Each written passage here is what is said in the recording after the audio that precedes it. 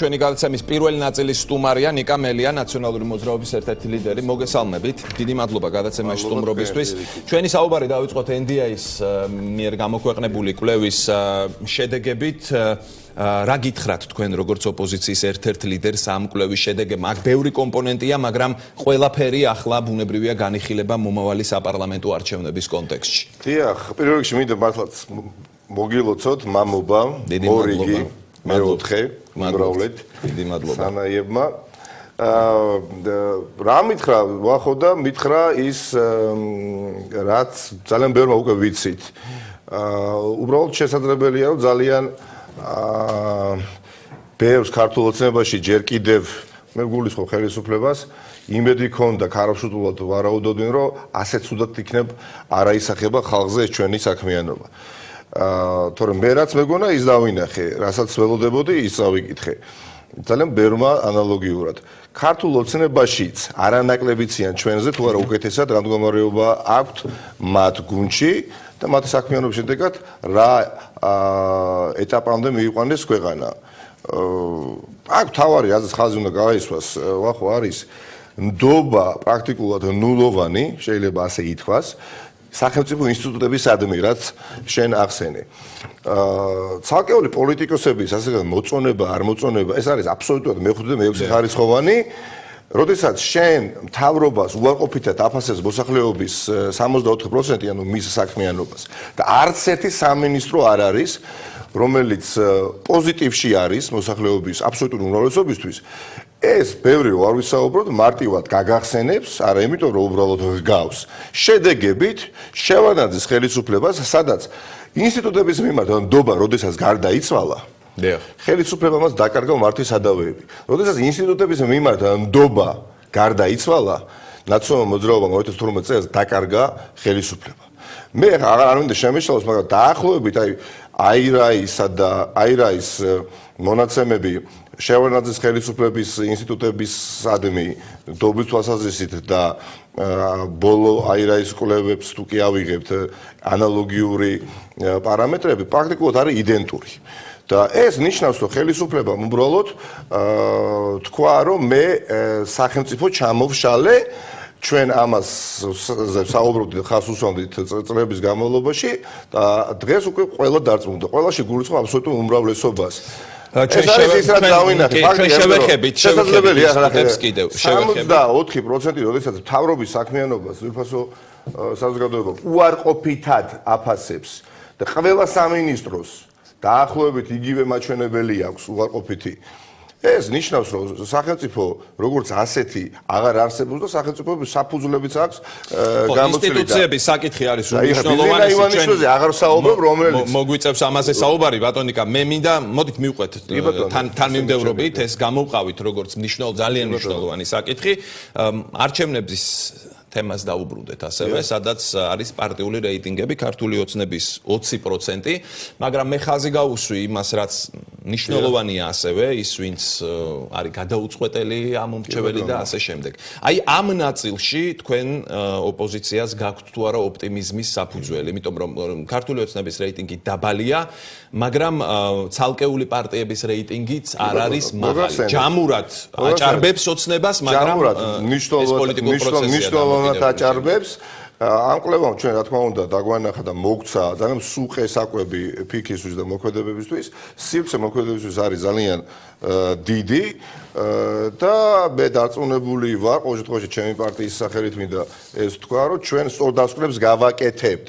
მაგრამ არ დაგვავიწყეს და მინდა უბრალოდ გამოვეხმაურო ქართული ოცნების ამ ყასით, ანუ არაგულწრფელ გზავნილებს, რომელიც მდგომარეობს შემდეგში, გაიხსენეთ ადრე რო კვლევა გამოცხადა ეს არის არათუ exit polls შედეგები და მინდა ხაზი გავუსვა, არც ერთხელ ბოლო წლების განმავლობაში exit polls შედეგები უბრალოდ არ აცდენილა რეალობას.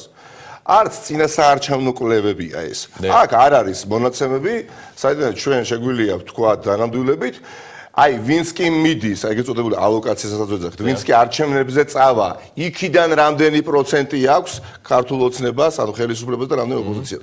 აბსოლუტურად სხვა სურათი იქნება დარწმუნებული ვარ ამაში, უფრო მძიმე ხელისუფლებისთვის და უფრო ბევრად სახარბიელო ოპოზიციისთვის, თუკი ჩვენ ვკითხავდით, აი ვინც კი წახვალთ არჩევნებზე, ანუ აქტიურ მოქალაქეებს, თქვენ რას იზამთ. აქ უბრალოდ გამოკითხეს ყველა, ვისთანაც ჰქონდათ კომუნიკაცია მკვლევარებს.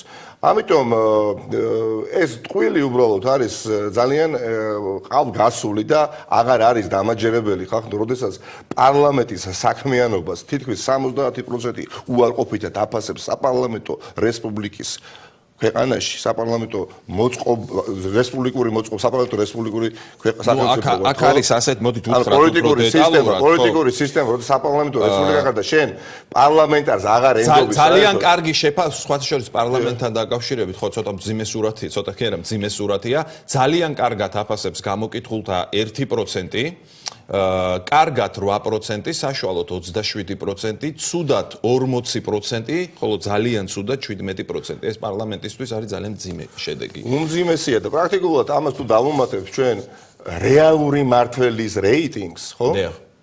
ბიზინე ივანიშვილმა მხედველობაში, აქ ხო კიდევ უფრო მძიმედ არის, აქ განსაკუთრებით თბილისში. მე ვნახე კვლევები უფრო დაწვრილებით და თბილისში ბიზინე ივანიშვილის რეიტინგი აქვს 10%, მილიონნახევრიან ქალაქში. და აი ამ ადამიანებს გამოდიან ქართული ოცნების თითქოს ლიდერები და საუბრობენ 2016 წელს მეგობრებო თქვენივე ხელისუფლების პირობებში უნდა ვაღიარო ხა ნამდვილად არ ქონდათ ასე არანორმალურად განადგურებული სახელმწიფო ინსტიტუტები და დობა სახელმწიფო ინსტიტუტების მიმართ 2016 წელს იყო გაცილებით მაღალი ვიდრე დღეს გაცილებით მაღალი და ასევე უნდა ვაღიარო და მე ხშირად ვამბობ და მინდა გავიმეორო რომ უკანასკნელი წლების განმავლობაში რაც არ უნდა ასე ვთქვათ турბულენტური პოლიტიკური ვითარება შეიქმნა ბევრჯერ ხო და მოლოდინი იყო რომ აი ხა შეიძლება რეალურად ხელისუფლების ცვლილების ორი შანსი იყო ბოლო 8 წლის განმავლობაში რეალური შანსი ეს იყო 2012 წელს და 2012 წელს ხელისუფლება შეიცვალა და შეიცვალა იმიტომ რომ ინსტიტუტების მიმართ ნდობა პრაქტიკულად იყო ნულოვანი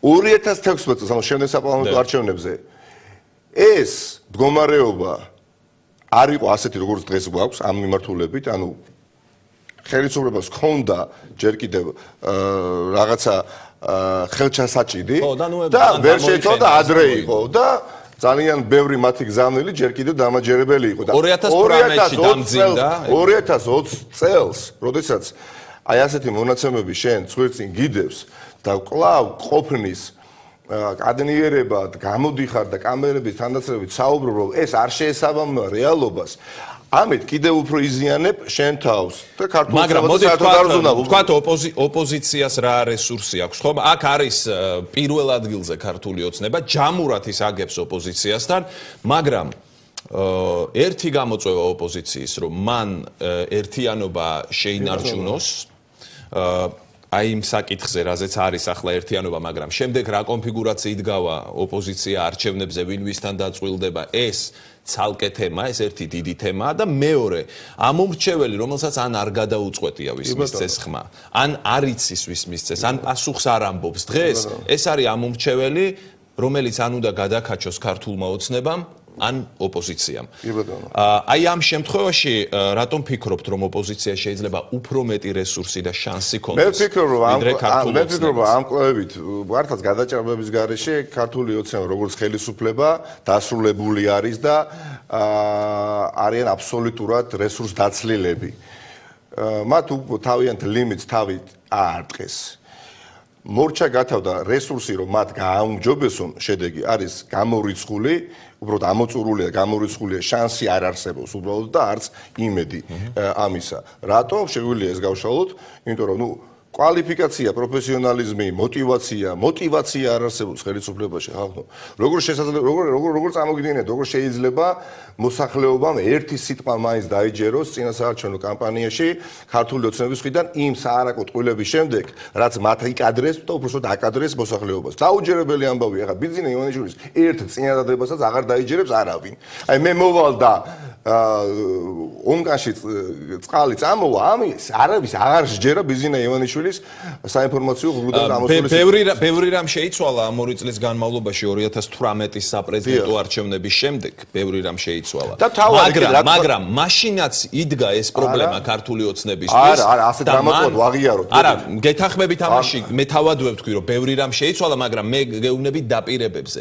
მაშინ იყო სიტუაცია, როდესაც ნეგატივზე აეგო, ნეგატივზე და იყო ასევე მაგალითად იქ 600,000 ადამიანზე გათვლილი ვალების ჩამოწერის პროგრამას ვთქვა. ეს ჯამურად ამ ყველაფერმა მაინც მოსახლეობას რა ხასიათის არჩევნები იყო, რა სპეციფიკის არჩევნები იყო, სადაც ვირჩევდით ჩვენ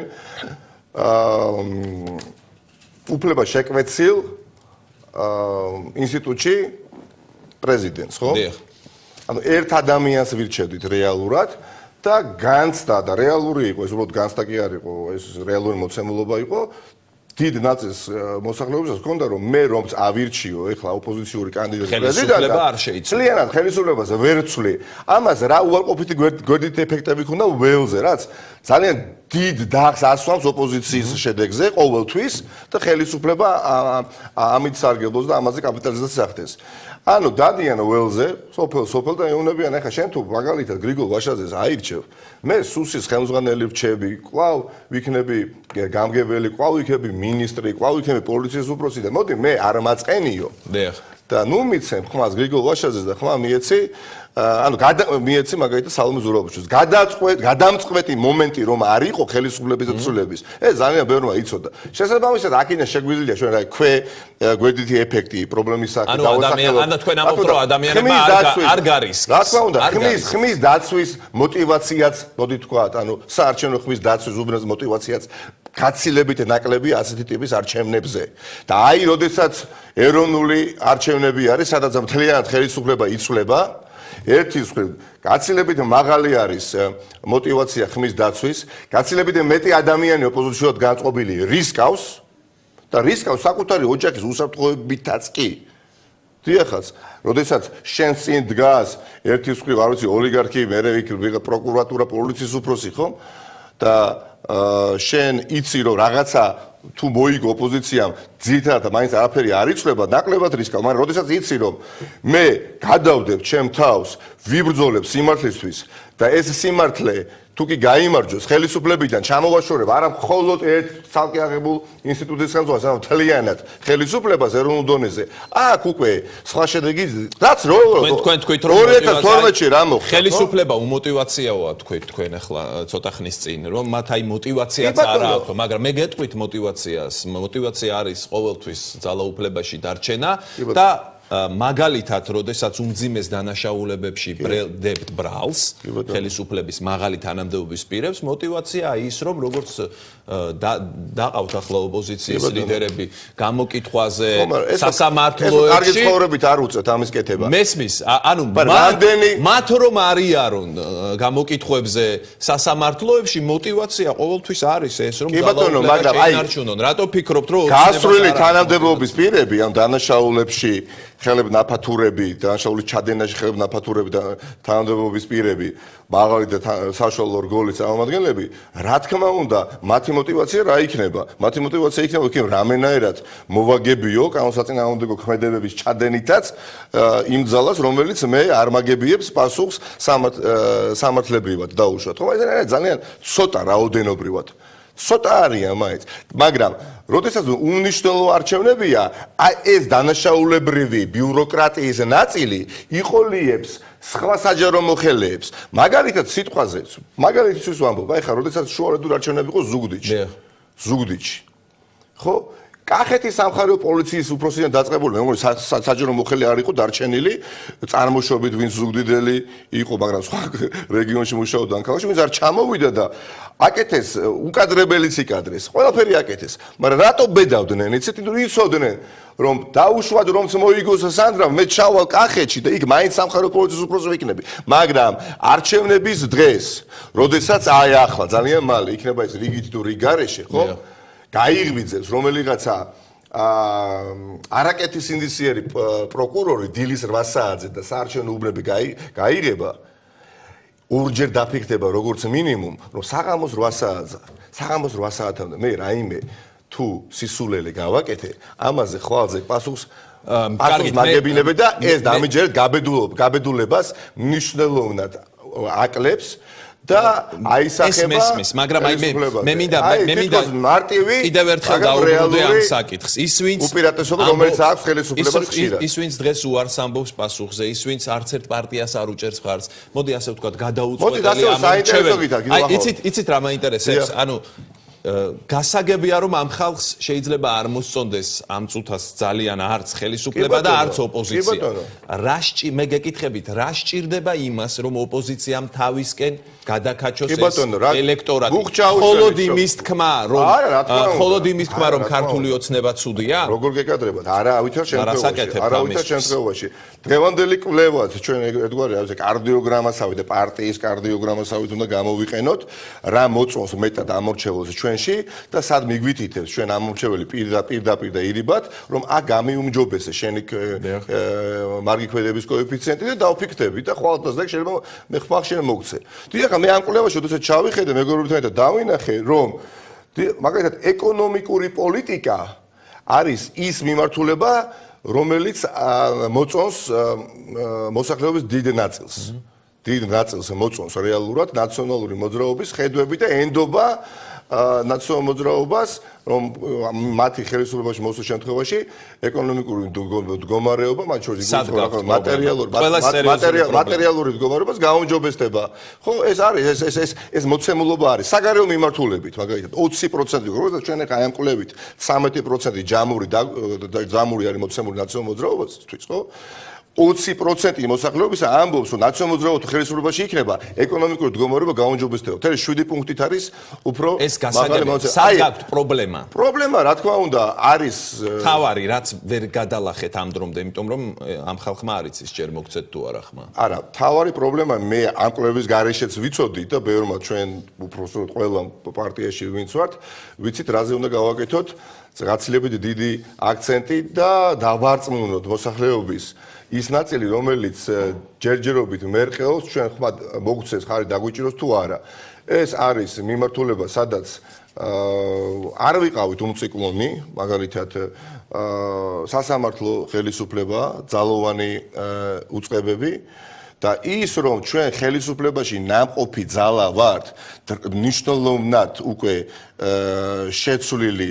გულისხმობ კადრებს იძლევა შესაძლებლობას რომ დობა დააბრუნო შენ პარტიაში და დაარწმუნო მოსახლეობის ის ნაწილი რომელიც ჯერ ფიქრობს რომ აი ის რაც მე გავაკეთე და შენ მოგწონდა მათ შორის 2012 წლამდე მზად ვარ გავაგრძელო ისეთივე ტემპით და ისეთივე წარმატებით, მაგრამ აი იმ ნაწილში, სადაც მე შევწდი და ვაღიარებ რომ შევწდი, იმ ნაწილში, სადაც მე არ ვიყავი კეთილსინდისეები და თვალებს ხუჭავდი და შავზე თეთრ შენ გეუბნებოდი, შენ მე ეს არ მაპატიე, ვაპირებ აი ამას და ამას. კარგით, აი კონკრეტულად ეს ყველაფერი, რა თქმა უნდა, მოხერხდება საარჩევნო კამპანიაში, სადაც იქნება მის ხალ მოცემული საარჩევნო პროგრამის ფარგლებში ჩვენი ხედვები. კამპანიაში ხართ უკვე ყველანი. მე მინდა კითხოთ ასეთი რამ, აი ამ საკითხზე, რისიც ყველაზე მეტად შეიძლება ეშინოდეს ამ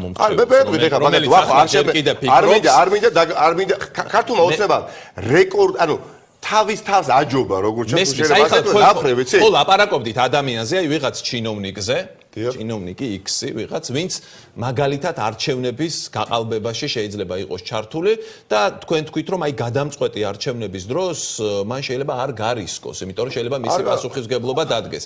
აი ახლა გეკითხებით, მაგალითად შეიძლება რა, აუცილებლად დადგება. კორუფციაზე ყოველდღიურად ლაპარაკობთ, დანაშაულებებზე ლაპარაკობთ. აი ხელისუფლების ცვლილების შემთხვევაში მაინტერესებს და ალბათ ამ ადამიანებსაც ვინც ახლა გვიყურებენ. დადგება რიგები სასამართლოსთან პროკურატურასთან. ანუ ეს ადამიანები მიეცემიან თუ არა პასუხისმგებლობას. რა განასხვავებს ნაციონალურ მოძრაობას ქართული ოცნებისგან? ძალიან ბევრი რამ, მაგრამ ძირითადად 8 წლის თავზე ქართული ოცნება ვერაცნობიერებს, რომ ხელისუფლებაში ყოფნა ნიშნავს ასევე პასუხისმგებლობის აღებას სოფლის მეურნეობის სამინისტროზე, პასუხისმგებლობის აღებას საგარეო საქმეთა სამინისტროზე, პასუხისმგებლობის აღებას ეკონომიკის სამინისტროზე, ფინანსთა სამინისტროზე, არ ვიცი, ინფრასტრუქტურის სამინისტროზე, ბოლო, ხო? მათ გონიათ ხელისუფლებაში ყოფნა არის მხოლოდ ფარცხალაძეობა, ფინანსურ პოლიციაში ყოფნა და პროკურორობა. მართლა ასე გონია. მაგრამ იმ ადამიანების мотиваციაზე გელაპარაკებით. თქვენგან ყველაზე მეტად აშინებთ ის, რაც უარყოფითი იყო და თქვენ თვითონ თქვით. გასულ წლებში, როცა მართავდა ნაციონალური მოძრაობა ქვეყანას. პროკურატურასთან, სასამართლოსთან დადგება თუ არა ისევ რიგები, გეკითხებით. დაიჭერთ თუ არა იმ ადამიანებს, ვისაც ახლა კორუფციაში ამხდარია. მოძრაობა და ცალკე აღებულმა ვერცერთმა ლიდერმა ვერასოდეს ვეღარ უნდა დაიჭიროს. ჩვენ ეს არ გვინდა. მაგრამ ასეთი სასამართლო და პროკურატურა გვაქვს, რომელიც არ მოგწონს. სხვა ეტაპზე უნდა გადავიდეთ განვითარების. 2013 წლიდან 2012 წლამდე ეს იყო რევოლუციური ხელისუფლება.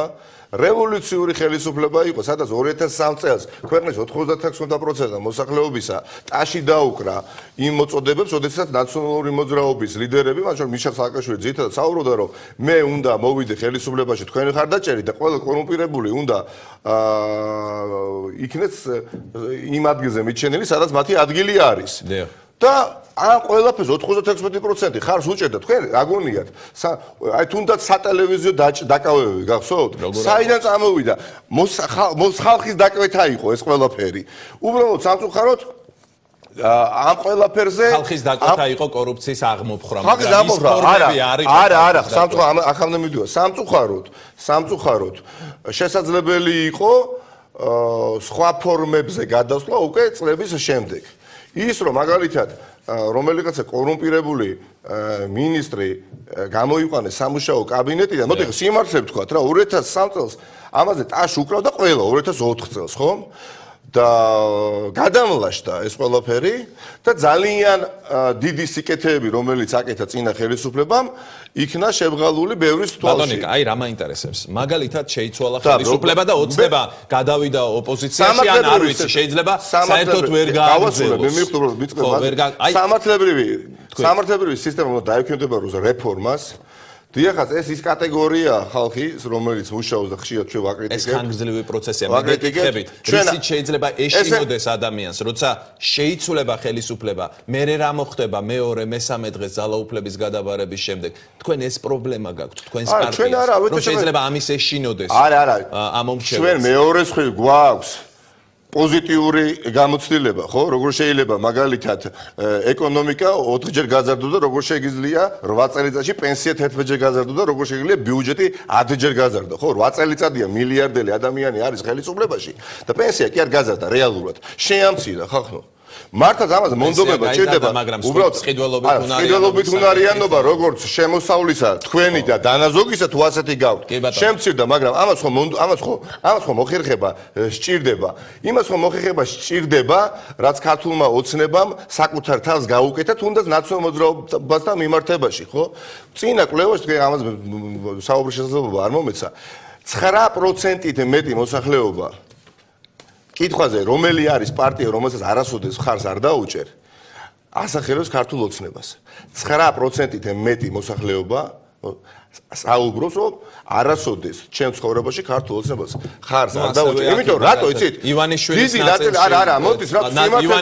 ნაწილში ნახევრად სიმართლის თქმას პრინციპში ხშირად ჯობია რომ საერთოდ არ თქვა ხო დიდი ნაწილი იმ ადამიანებისა პერსონალიზებული იყო მაინც ხო ბევრისთვის მაგალითად აი რა ესა თუ ის უწყება ესა თუ ის არ ვიცი მე რაღაცა სამსახური ხო ან თუნდაც მანდატი რომელიც ვიღაცას ხელში ეჭირა საპარლამენტო დღეს სად არიან ეს ხალხი ქართულ ოცნებაში არიან ხახნო ქართულ ოცნებაში არიან ჩვენ გაგვიჯერდა უბრალოდ და მურუსიძე რაღაც მომაბეზრება ჭრეთორე ეს მურუსიძე თუ კი იყო დაქვემდებარებული კრიტიკას და კრიტიკის ხაცეცხში იყო გატარებული ეს იყო 2012 წლამდე რიგითი მოსამართლე მურუსიძე და ჩინჩალაძე და დღეს რიგითი მოსამართლე მურუსიძე აღარ არის და არც ჩინჩალაძეა ფარცხალაძე ჩემო ბატონო ვახო ფარცხალაძე იყო რაღაცა შიდა ქარჩი ფინანსური პოლიციის სამართლოს ხელზე უბრალოდ კი ამაზე კითხავს პატაშორის შოთაძე შეიძლება დაბრუნდეს თანამდებობაზე და ამაზეც კითხავს მათ შორის ეს ყველაფერი დაინახა ხალხმა ეს ყველაფერი დაინახა ხალხმა მაგრამ მე მინდა ვიყო გულწრფელი შემდეგ თემაზე მე მინდა ვიყო გულწრფელი რა ხშირად აი ბევრი ჩვენი კოლეგა სხვა პარტიიდან სიფრთხილეს იჩენს, ოდესაც საუბარი მიდგება, უნდა აგოს პასუხი კანონის წინაშე დამნაშავემ თუ არა. უნდა აგოს, აბა არ უნდა აგოს. იმ ადამიანებმა, რომლებმაც იარაღი ჩაუდეს, მაგალითად გიორგი რურუას, ხო?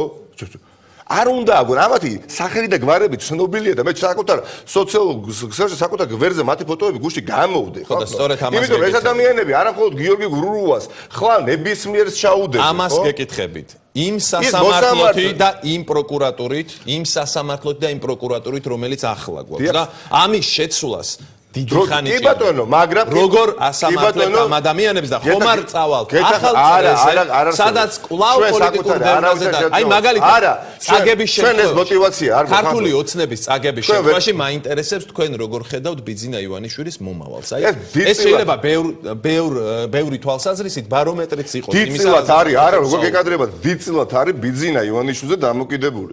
როგორც ხელისუფალზე. საკუთარი ბედის მჭედელი დღეს გახავთ ბიძინა ივანიშვილი. თქვენ როდესაც მუდმივად მასზე ამბობთ რომ ის დამნაშავეა ასე შემდეგ აი ამას როდესაც ამბობთ მე გეკითხებით ხელისუფლების ცვლილების შემდეგ როგორ გონია ანუ მის წინააღმდეგ სისხლის სამართლებრივი დევნა უნდა დაიწყოს თქვენი აზრით თუ მან უნდა გააგრძელოს თუ კი ამის სურვილი ექნება პოლიტიკური საქმიანობა ჩვეულებრივად აი ამაზე პასუხი ბევრ რამეს განსაზღვრავს საერთოდ დამოკიდებულებას მათ შორის ადამიანების და არა მარტო ამაზე ბევრ სასახელებთ როგორც დამნაშავეს აქედან გამომდინარე ეს ბევრი ნიშნავს ახალ რიგებს პროკურატურასთან ახალ რიგებს სასამართლოსთან იმ პროკურატურასა და სასამართლოსთან ასაგებია მაგრამ არავითარ შემთხვევაში არ უნდა იყოს პოლიტიკურად მოტივირებული ეს დევნა პროკურორმა უნდა რა უნდა სამართლებრივი სისტემის რეფორმირებას დაჭირდება გარკვეული დრო, მაგრამ სანამ რეფორმირებას დაექვემდებარება ესა თუ ის უწყება, მაქსიმალურად დობით აღჭურვილ პირებს უნდა ჩაბარდეს ესა თუ ის უწყება და ამ ყველაფრის შესახებ მოსახლეობამ ბევრად ადრე უნდა იცოდეს სანამ არჩევნების დღეს საარჩევნო უბანთან მივა. რას გულისხმობ? ჩრდილოვანი კაბინეტი უნდა იყოს დასახელებული. ყველამ უნდა იცოდეს მათ შორის თქვენ იმ შემთხვევაში თუ ნაციონალურ მოძრაობა, ცალკე ნაციონალურ მოძრაობა პარტნიორებთან ერთად გაერთიანებულ ოპოზიციის ფარგლებში იმარჯვებს არჩევნებში, ვინ იქნება შინაგან საქმეთა მინისტრი, ვინ იქნება გენერალური პროკურორი. არასოდეს გავსი რამ არ გაგვიკეთებია. როდის აპირებთ რომ ეს უთხრათ? ჯერ ოპოზიციაში ყველაფერი გარკვეული არ არის. რა თქმა უნდა, მაგრამ ეს გაკეთდება აუცილებლად, სხვაგვარად შეუძლებელი არის, ეს ის პერიოდია, სადაც ამას ეხლა ჩვენ გვერდს ვერაუვლით და ეს გაადვილებს ძალიან ბევრ რამეს, დობის დაბრუნებასაც მათ შორის. თუმცა ის რომ დამნაშავე ჩვენ არ უნდა ვაგებიოთ პასუხი, ეს არის გამორიცხული ხახო. თუ კი რამე არის არასახელმწიფოებრივი, თუ კი რამე არის დანაშაული, დახუჭო თვალი მაგალითად ფარცხალაძეზე, დახუჭო თვალი იმ ადამიანებზე, რომლებმაც ჩამოშალეს სახელმწიფო პრაქტიკულად ბიუჯეტი, იმიტომ რომ სახში წაიღეს, ხახო. ჩვენთან რა პრეტენზიები იყო? ჩვენთან ის პრეტენზია, როდესაც მართლაც ხალხს ორიენტირებული იყო წინა ხელისუფლება ხალხზე ზრუნვით, აი იქ გვეშლებოდა. იქ გვეშლებოდა და ეს ხელისუფლება არც ზრუნავს, იცით რა, არც კი ცდილობს რომ დაიჭიროს პოზა რომ მოგაჩვენოთ რომ მე ვზრუნავ თქვენზე აბსოლუტურად არ ზრუნავ ორი საკითხი რომ ეშლება მხოლოდ მძიმედ რვილად რო თქვა დანაშაულს შადის საადი ცით როდესაც სახლში ფული მიაქვს როდესაც შენ მიუთითებ რომ აი შენ დანაშაულს ჩაიდინე მე შენ გამხილე აი აქ გიტყამს ხელში კარგი, სხვა ვითარება. ორი საკითხი, ერთი ეს ეხება შოთაძეს, რომელიც შესაძლოა დაბრუნდეს, ყოველ შემთხვევაში წარდგენილია გენერალური პროკურორობის კანდიდატად, ეს რას შეიძლება ნიშნავდეს? ეს ნიშნავს ჯერ ერთი რომ არის არანორმალურად დიდი შიმშილი საკადრო თუ შეიძლება ასე ითქვას, დობით აღჭურვილი პირები მაქვს ხედველობაში ძირითადად ივანიშვილის კარზე. უბრალოდ არავის და ვეღარავის ვეღარ ენდობა და ენდობა იმ ადამიანს, რომელიც თავიდან ბოლომდე არის ამოთხრილი ლაფში. და ასეთ ადამიანს აბრუნებს იქ, სადაც იყო და ხალხმა კინწისყრის გააგდო, ხო? და პირველ შემთხვევა ხო არ არის, ეხა გახარია რომ აღაზღება პრემიერ-მინისტრად, ამით ვინ მოიგო?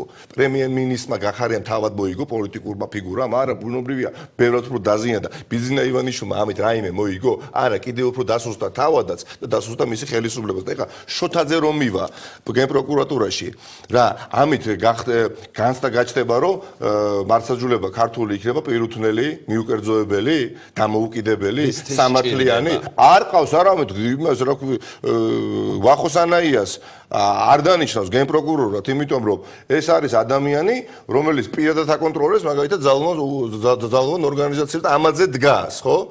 და წარმოუდგენელია მათ შორის ინსტიტუტი გენპროკურატურის ჩაბარდეს ოდენავ მაინც არასანდო პირს, ხო? ფარცხალაძის გავლენის ფარცხალაძეს ფარცხალაძეს უახლოესი მეგობარი არის, არა ბავშვობის უბრალოდ რაღაცა სტუდენტობის დროინდელი პარტნიორები არიან, საქმეში, ბიზნესში არიან ეხლა.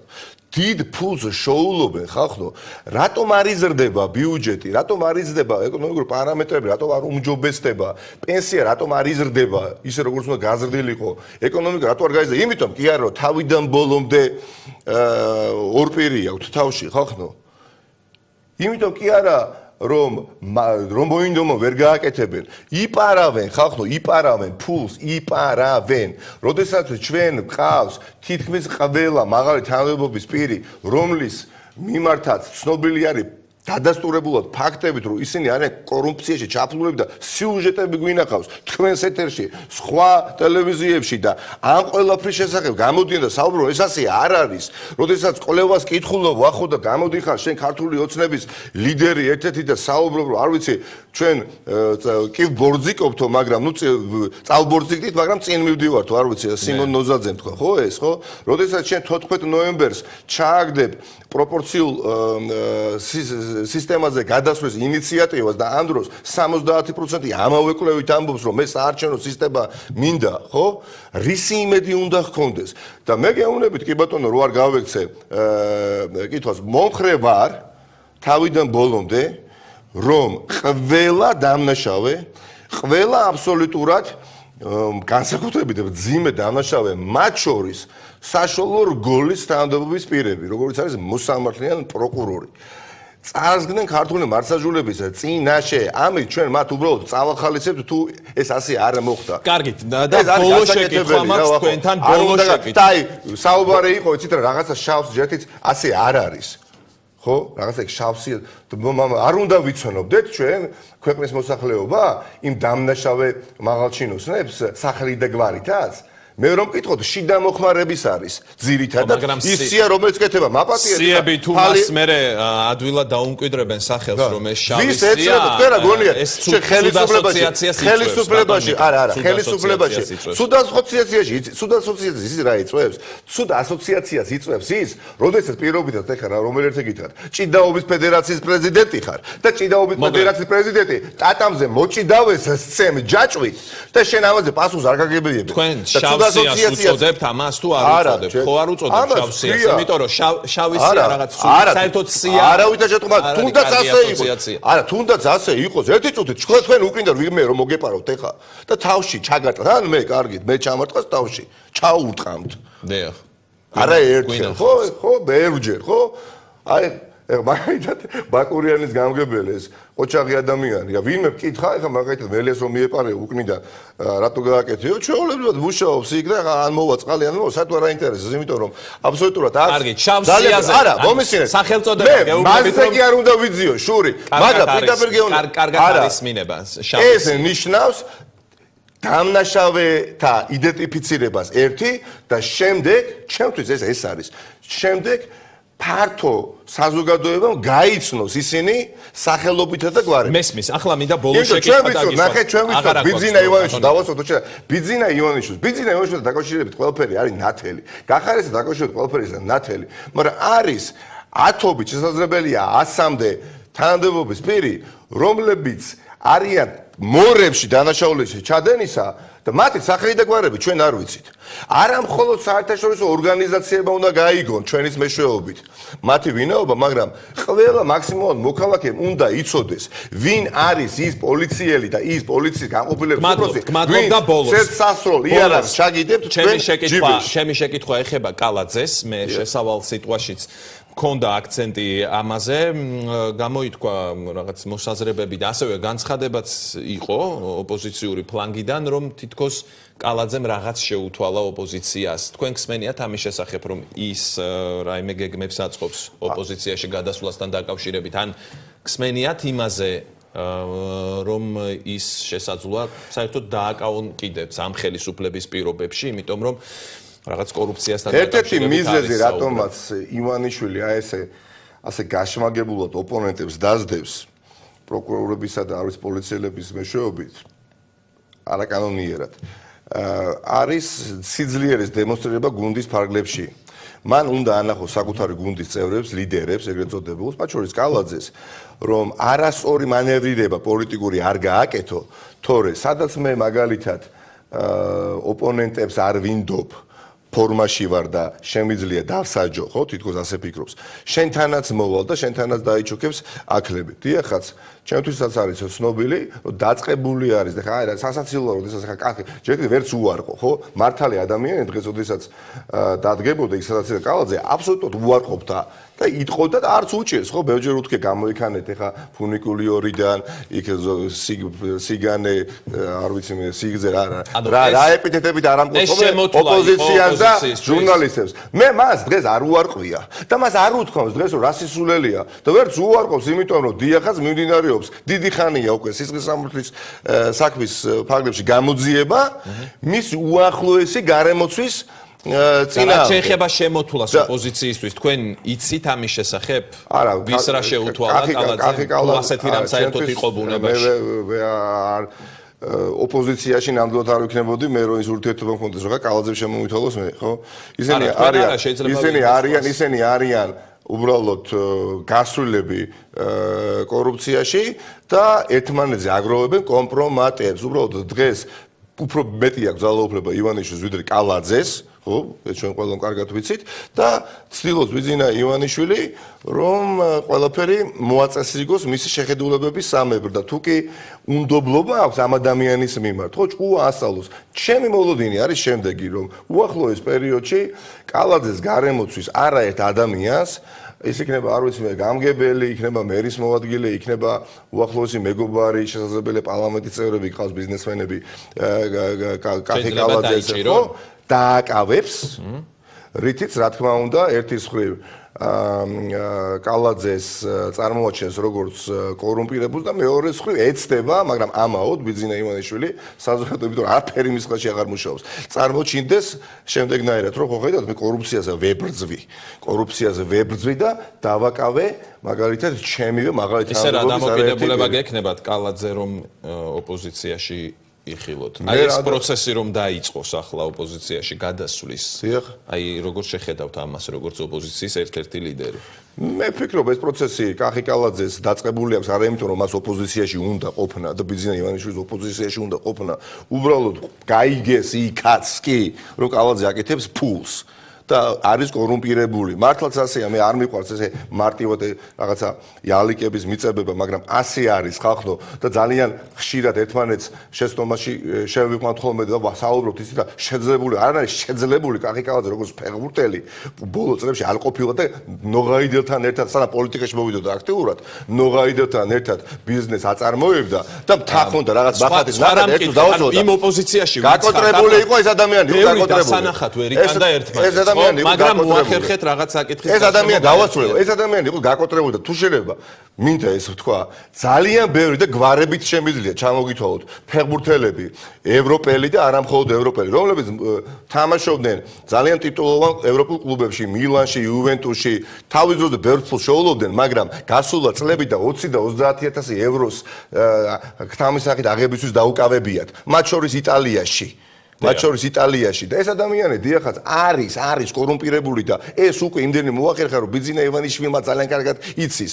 მესმის რას გააკეთებს ახლა ბიძინა ივანიშვილი და კახი კალაძე მას უნდა კონდეს თუ არა იმედი იმის თუ ოპოზიციაში გადავა რომ მასთან შეიძლება რამე თანამშრომლობა ან საუბარი შედგეს ჩემთვის კახი კალაძე არის ისეთივე გულახდილად გეტყვით ისეთივე თანაავტორი ამ სახელმწიფოს დასუსტებისა, ამ სახელმწიფოში ინსტიტუტების ჩამონგრევისა, როგორც არის ბიძინა ივანიშვილი. ნამდვილად გულახდილად მე არ დავიწყებ ეხლა გაბრაჭვას, რომ ეცი და კალაძე მოვა და ჩვენ ხელს გაუწოდეთ. ეს ადამიანი არის დამნაშავე და ბიძინა ივანიშვილი თავისი არ ვიცი მორიგი ტრუკით ეცდება რომ ეს საზოგადოებას დაანახოს, კი ბატონო დაანახოს, ჩვენ ყველა შევაფასეთ. დიდი მადლობა, ვასრულებთ საუბარს. ხელისუფლება ამას მიკამელია იყო ჩვენი სტუმარი, გმადლობთ.